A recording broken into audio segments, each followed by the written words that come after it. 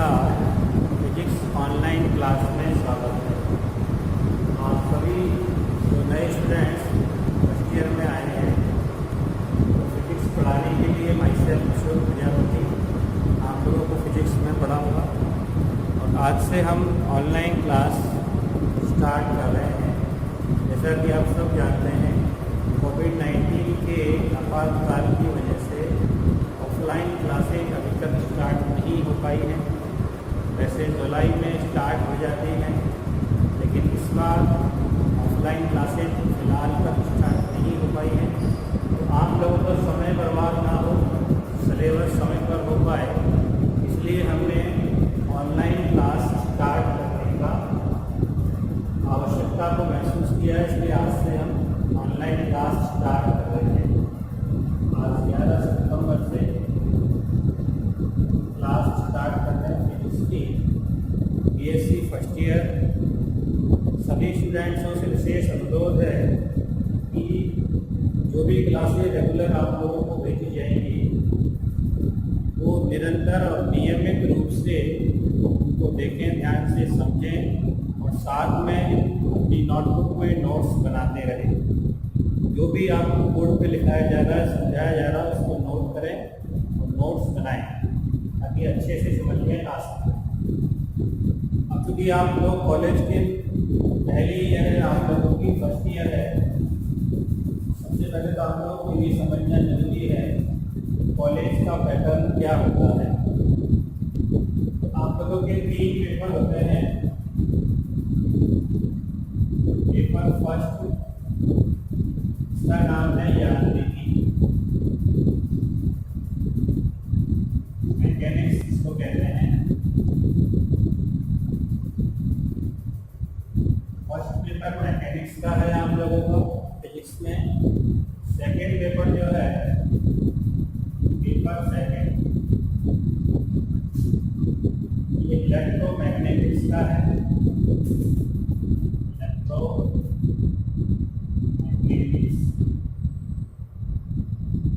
विद्युत चुंबकीय, हिंदी में लिखे हैं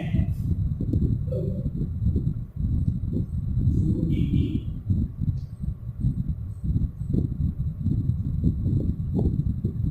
तीसरा जो पेपर है पेपर थर्ड, पेपर थर्ड का नाम है ऑप्टिक्स, हिंदी में कहते हैं प्रकाशिकी। तो आप लोगों के फिजिक्स में 3 पेपर होंगे।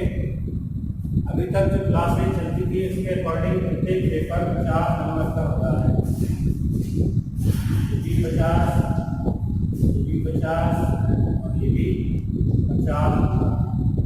टोटल मार्किंग जो होती है वह 150 होती है। पासिंग मार्क्स जो होते हैं, पासिंग मार्क्स प्रत्येक पेपर में न्यूनतम पासिंग मार्क्स 18 होते हैं। 50 में से 18 नंबर चाहिए। टोटल मिला के 54 मार्क्स होने जरूरी है, तब आप पास हो पाओगे। पासिंग मार्क्स जो है प्रत्येक पेपर में कम से कम 18 नंबर आप लोगों को लाने। हालांकि टोटल 54 होने चाहिए। इसी पेपर में अगर कम हो जाए तो दूसरे पेपर में ज़्यादा लाके बैलेंस कर सकते हो। ऐसे जरूरी नहीं है कि 18 ही लाने हैं। जैसे इसमें 15 रह गए, इसमें 30 ले आओ, 22 ले आओ, 24 ले आओ। टोटल मिला के 54 नंबर आप ले आओगे तो आप आसानी से पास हो सकते हो। इसके अलावा 75 नंबर का प्रैक्टिकल होता है आप लोगों का। प्रैक्टिकल 76 नंबर का होता है। 150 नंबर थ्योरी के मार्क्स से हर पेपर 50 नंबर का है। 3 पेपर मैंने बताया जिसे लिखा हुआ है। पहला पेपर यांत्रिकी मैकेनिक्स, दूसरा पेपर इलेक्ट्रोमैग्नेटिक्स तो चुंबकीय, और थर्ड पेपर है हमारा ऑप्टिक्स यानी कि प्रकाशिकी। हर पेपर 50 नंबर का है और मिनिमम पासिंग मार्क्स कितने हैं? 18 54 मार्क्स टोटल चाहिए 150 में से, तो पास हो सकते हो। अब ये अनिवार्य नहीं है कि हर एक में 18 लाएं। इसी में अगर कम नंबर रह गए तो अगले पेपर में ज़्यादा नंबर लाके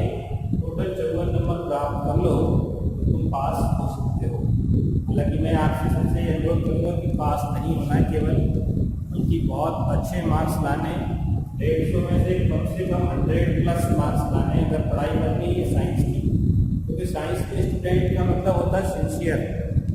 science equal to sincere. Sincereness जिसमें नहीं है वो साइंस का स्टूडेंट नहीं हो सकता, और साइंस जिसने ले रखी है वो सिंसियर होता है। सिंसियर स्टूडेंट हमेशा ज़्यादा से ज़्यादा अचीव करने की कोशिश करता है। तो यहाँ हम आपको इस बार चूँकि थोड़ा सा देश में आपातकाल की स्थिति है कोविड-19 की वजह से, वरना अभी तक आप लोगों का एक पेपर कंप्लीट हो चुका होगा। अगर क्लासेज 1 जुलाई से स्टार्ट हुई थी तो एक पेपर कंप्लीट हो जाता, लेकिन फिलहाल चूँकि स्थितियाँ ऐसी हैं जिनमें हमारा कोई नियंत्रण नहीं है, ना आपका कोई नियंत्रण है, इसलिए हम जुलाई की बजाय अब सितंबर में क्लास स्टार्ट कर पा रहे हैं। तो पेपर फर्स्ट जो यानी है, एक एक करके पेपर हम स्टार्ट करेंगे। पेपर फर्स्ट, सेकेंड और थर्ड, हर पेपर में 5 यूनिट होती है। हर एक पेपर में क्या होती है? 5 unit. First unit, second unit, यानी कि यहाँ पे लेसन की बजाय क्या होते हैं? यूनिट वाइज होती है। थर्ड यूनिट, फोर्थ यूनिट और फिफ्थ यूनिट। अब इनके भी नंबर लगभग बराबर से डिवाइड है। जैसे हर पेपर 50 नंबर का है, पेपर फर्स्ट 50 नंबर का है टोटल, तो हर एक यूनिट के जो मार्क्स हैं वो लगभग 10 है। किसी किसी किताब में होता है 1 नंबर का अंतर हो, 10-10 मार्क्स की यूनिट है तुम्हारी, 10 मार्क्स की फोर्थ यूनिट, 10 मार्क्स की फिफ्थ यूनिट की, टोटल मिला के कितने हैं? 50। अब तो तुम्हें कोशिश करनी है, जैसे मान लो केवल पासिंग मार्क्स की अगर बात करते हैं तो 50 नंबर की 5 यूनिटें हैं आप लोगों की, first, second, third, fourth, fifth. हर एक यूनिट कितने नंबर की है? 10-10 नंबर। अब जैसे अगर सामान्य बात करें तो पास होने के लिए खाली 2 यूनिट सफिशिएंट है, लेकिन 2 यूनिट में ऐसा संभव नहीं है कि तुम पूरे मार्क्स ला सको। हो सकता है कोई क्वेश्चन गलत हो गया तो कट भी सकता है, इसलिए कम से कम 3 यूनिट आप लोगों को तैयार करनी पड़ेगी, कम से कम। यानी कि 30 नंबर का मैटर तैयार करोगे तो इसमें से 80 नंबर प्राप्त कर सकते हो। कम से कम 30 नंबर का करोगे तो, क्योंकि अगर तुम ये सोचो कि 2 यूनिट पर्याप्त है, 30 नंबर का कर लो 18 आ जाए तो संभव नहीं है, क्योंकि मार्किंग में कटौती भी होती है, कमी होती है, कई डायग्राम में कमी, क्योंकि तो फिजिक्स है। फिजिक्स तो आप लोगों ने 11th में पढ़ी, जानते सबसे टफ पढ़ती है। हर चीज़ की इम्पोर्टेंस होती है। डायग्राम बनाया है तो उसमें इलेक्ट्रिक डायग्राम है तो करंट होना जरूरी है, मैकेनिकल डायग्राम है तो हर उस चीज़ का नाम होना चाहिए। अगर ये सारी चीज़ें नहीं है तो कट जाता है। डेरिवेशन में हर लाइन स्टेप्स का स्टेप बाय स्टेप समझाया जाना जरूरी है। तो कम से कम 30 नंबर का मैटर तुम्हें याद करना पड़ेगा, तब तुम जाके 18 नंबर प्राप्त कर सकते। वैसे हालांकि मैं नहीं कहूँगा कि 5 यूनिट तैयार करो, जिनकी कैपेसिटी है, जो अच्छे बच्चे हैं, इंटेलिजेंट हैं, हालांकि साइंस में सभी इंटेलिजेंट होते हैं, लेकिन फिर भी किसी किसी कैपेसिटी ना हो तो कोई बात नहीं, लेकिन ज़्यादा दिक्कत नहीं है।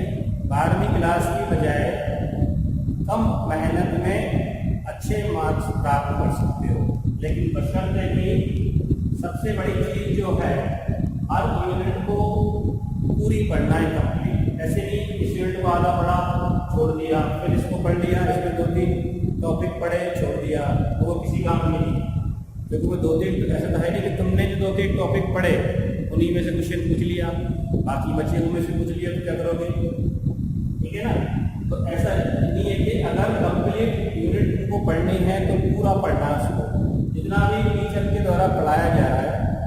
और चूँकि अगर ऑफलाइन क्लासेस स्टार्ट होती तो मैं आपको पूरा कन्विंस कर सकता था कि फेल कोई होगा नहीं, लेकिन मूल चीज़ ये है कि पढ़ाई तो आप लोगों को करनी है। टीचर कभी भी पढ़ाई नहीं कर सकता, वो आपको पूरा समझाने का प्रयास करेगा। मैं भी पूरी कोशिश करूंगा और भी सारे अध्यापक पूरी कोशिश करते हैं, लेकिन आपकी जो कमी है उनको दूर करना है। निरंतर क्लास लेनी है, चाहे वो ऑनलाइन चल रही है तो ऑनलाइन, और जब कभी ऑफलाइन स्टार्ट होगी तो ऑफलाइन भी स्टार्ट होगी क्लास, तब आप कॉलेज में आके भी पढ़ेंगे, डिस्कस कर सकते हैं हमसे आमने सामने, तो आके पूछ भी सकते हैं, ये कोई दिक्कत नहीं है। लेकिन फर्स्ट यूनिट अगर 10 नंबर की है तो उस यूनिट को पूरा आपको पढ़ाया जाता है। सिलेबस जो होता है वो इंटरनेट पे भी सर्च कर सकते हो आप लोग, सारा सिलेबस कोटा यूनिवर्सिटी का आपका वहाँ मिल जाएगा कि फर्स्ट यूनिट में कौन कौन से टॉपिक हैं। किताब में भी दिया होता है, लेकिन किताब में तो चेंज होता रहता है, इसलिए आप इंटरनेट से डाउनलोड करके क्या डाउनलोड कर सकते हो, अपना सिलेबस डाउनलोड कर सकते हो। फर्स्ट यूनिट में कौन कौन से टॉपिक हैं, क्या क्या पढ़ने हैं, और इसके अलावा क्वेश्चन उसमें होते हैं छोटे बड़े सभी तरह के बुक में, उससे पता लग सकता है कौन नंबर कितने नंबर का क्वेश्चन आता है। क्या वो बात की चीज़ें हैं। फिलहाल तुम्हें इस चीज़ में कंसंट्रेट करना है कि अगर हमें कोई यूनिट पढ़नी है, फर्स्ट यूनिट की पूरी पढ़नी है, आधी अधूरी कोई यूनिट नहीं पढ़नी, ठीक है, चाहे वो कठिन है या सरल है। ये जरूर कर सकते हो कि 5 मिनट में से कोई बुक कठिन लगती है तो उसे मत पढ़ो, 4 मिनट पढ़ सकते हो, 40 नंबर का मैटर हो गया। 40 में से कितने भी कटेंगे तो 20, 22, 25 नंबर आसानी से आ सकते हैं। कभी तुम्हें कोशिश करनी है 150 में से 100 नंबर लाने की। जब 100 नंबर की तैयारी करोगे तब 80-70 नंबर पे आ पाओगे, लेकिन अगर 54 पे टारगेट बना लिया तो फिर 54 से नीचे रह जाओगे। तो इसलिए हमें ज़्यादा की कोशिश करनी है, तब उस टारगेट तक पहुंच पाएंगे। जैसे कोई कंपटीटर होता है, प्रतियोगी होता है, वो क्या करता है, जैसे मान लो किसी को 50 पूरी कूदना है तो 60 के लिए अपने ट्रायल करेगा, तब वो 50 तक पे पहुंच पाएगा। तो यहाँ अपन सेकेंड पेपर में भी सही है 5 मिनट, थर्ड पेपर में भी सही है 5 मिनट, हर एक पेपर में 5-5 मिनट है, हर यूनिट 10 नंबर की है। तो आप जैसे भी सेकंड पेपर आपका बहुत सरल है, इसलिए इस पेपर को पूरा कर सकते हो। थर्ड पेपर को सकता है 5 में से 3 यूनिट कर पाओ तो 3 कर सकते हो। तो ये तुम्हारे ऊपर डिपेंड है, अगर तुम कैपेबल हो तो सारी की सारी यूनिट करो 5-5, फुल मार्क्स लाओ। मैं तो यही अनुरोध करूँगा आपसे कि पूरे में से पूरे मार्क्स लाने की कोशिश कीजिए, ताकि अच्छी उपलब्धि आप लोगों की मिले, अच्छा रिजल्ट आप लोगों को मिले। आज अपन ये स्टार्ट करेंगे, ठीक है, फर्स्ट पेपर ये स्टार्ट करेंगे अपना आज मैकेनिक्स का पेपर फर्स्ट। मैंने लिखाया था वर्गीकरण यांत्रिकी मैकेनिक्स।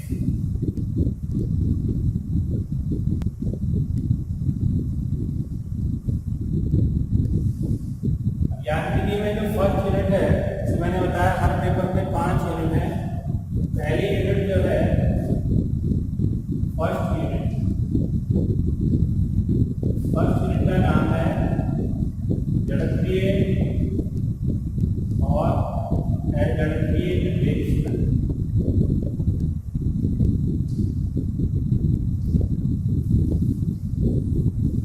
जड़त्वीय और अजड़त्वीय निर्देश तंत्र। फर्स्ट यूनिट जो है हमारी जड़त्वीय और अजड़त्वीय निर्देश तंत्र है। सबसे पहले तो समझना जरूरी है कि जड़त्व क्या होता है। हालांकि पहले भी किसी क्लास में फर्स्ट ईयर में तो पाए हो, तो 11th में भी जड़त्व पढ़ा होगा, इनर्शिया इसको कहते हैं। जड़त्व का मीनिंग समझना जरूरी है। पहले जड़त्व का मतलब जड़ तत्व, हिंदी में अर्थ है जड़ तत्व। जड़त्व का अर्थ क्या होता है? जड़त्व मानी कोई जो वस्तु है, पिंड है, छोटा बड़ा कोई भी, उसके अंदर एक खुद का गुण होता है। क्या गुण होता है? कि वो अपनी स्वेच्छा से ना तो अपनी स्थिति में परिवर्तन कर सकता है, ना अपनी गति में परिवर्तन कर सकता है। यानी कोई पिंड अगर मान लो स्थिर है, जैसे कि मान लीजिए पिंड है किसी मेज पे रखा हुआ है स्थिर, अपनी पोजीशन में। तो जब तक इस पर कोई बल नहीं लगाया जाएगा ये अपनी ही पोजीशन में रहेगा, यानी इस पोजीशन को चेंज नहीं कर सकता। ये डस्टर अगर टेबल पर आज रख दिया तो कल, परसों और 4 दिन के बाद भी ये डस्टर यहीं मिलेगा, क्योंकि अगर इस पर किसी ने बल नहीं लगाया तो इसकी स्थिति में कोई चेंजेस नहीं आएंगे, यानी इसकी अवस्था में कतई भी परिवर्तन नहीं होगा। तो ये गुण जो कहलाता है उस गुण का नाम क्या है? जड़त्व होता है। इसी तरह से कोई गतिशील अगर वस्तु है, मान लो कोई वस्तु गति कर रही है किसी वेग से 50 मीटर पर सेकंड के वेग से, अगर कोई वस्तु किसी सड़क पर गति कर रही है तो अगर उस पर कोई बल ना लगे, बाह्य बल ना लगे किसी भी तरह का, तो वो वस्तु उसी 50 मीटर पर सेकंड के वेग से गतिमान रहेगी, यानी कि उसकी वेलोसिटी में ना वृद्धि होगी ना कमी होगी। इस गुण का नाम क्या होता है? जड़त्व। तो जड़त्व शब्द का जो अर्थ है जड़ तत्व, जड़ माने क्या होता है? दृढ़ता, स्थिरता, निश्चलता, नो चेंज, नो मूवमेंट, यानी किसी भी तरह का कोई परिवर्तन नहीं हो, मूवमेंट नहीं हो, तो उसको अपन क्या कहते हैं? जड़त्व। अब मूवमेंट का मतलब उसकी स्टेशनरी पोजीशन, यानी कि स्थिर अवस्था में या मूव पोजीशन, गतिशील अवस्था में किसी तरह का भी परिवर्तन अगर करना हो तो हमें इसकी आवश्यकता होती है बल, फोर्स की। अगर फोर्स नहीं है, वस्तु पर किसी भी प्रकार का बल अगर नहीं है तो वो अपनी मूल पोजीशन में बनी रहेगी।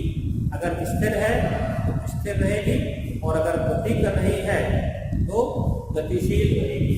इस गुण का नाम क्या होता है? जड़त्व। हमने न्यूटन का लॉ पढ़ा होगा फर्स्ट ईयर में, जड़त्व का नियम। न्यूटन का प्रथम नियम पढ़ा है कि नहीं? तो 11th क्लास में पढ़ा है न्यूटन का फर्स्ट लॉ, इसको जड़त्व का नियम भी कहते हैं।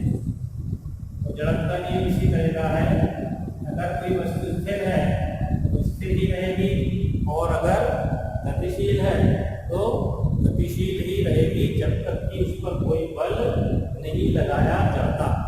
अगर बल नहीं है तो वस्तु अपनी मूल पोजीशन में रहती है। इस गुण का नाम क्या होता है? जड़त्व होता है। इसको हम जड़त्व कहते हैं। अब बात करते हैं किसकी? निर्देश तंत्र की। निर्देश तंत्र, निर्देश तंत्र क्या होता है? निर्देश तंत्र क्या है?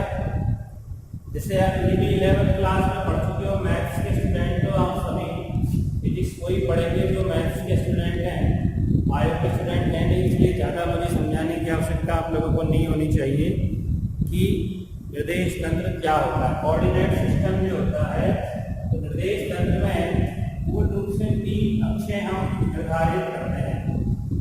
पहली चीज तो ये कि निर्देश तंत्र की आवश्यकता पड़ती क्यों है?